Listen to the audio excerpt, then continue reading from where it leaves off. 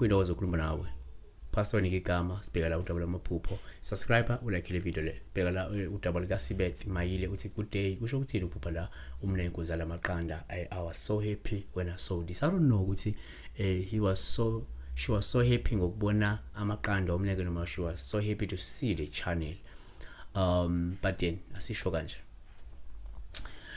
Uphupha nje Umnenke kuvama ukuthi kube uphawu lobi kakhulu oluvama ukuchaza isichitho umunye ngathi isicwacwa osuke nje uthakathwa ngaso noma ufakwa sona yabona. Kodwa kokwesibili singakusho ukuthi uphupha Umnenke uphawu olubi uma Umnenke omnyama futhi noma nje ngoba Umnenke kwenzeka kube emnyama olingasho nje ukuthi kumele uqaphele mhlawumbe uphinde uthole nosizo ngoba ke kunesitha noma kunembangi ekuzama ke ngesinyama noma ekuzama ngesichitho esizokwenza ungathandiki kubantu noma kumlingani wakho yabona. Number 3, uma uphupha Umnenke uphawu lubi uma ubona kusho ukuthi kumele ke unyuse mhlawumbe amasokisi futhi usebenze ngokuphindiwe ukuze uphumelele ngoba kwamanje impilo imile noma ke hamba ke ngolonwabo yabona.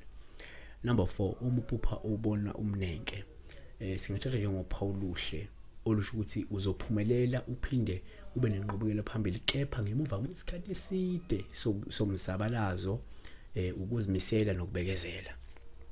Number 5, futhi uma uphupha Umnenke uphawu ngobela usho ukuthi kumele uqaphele ngoba ke uzobhekana nesimo esizokuthela ke ngehlazo sikushiya udangele.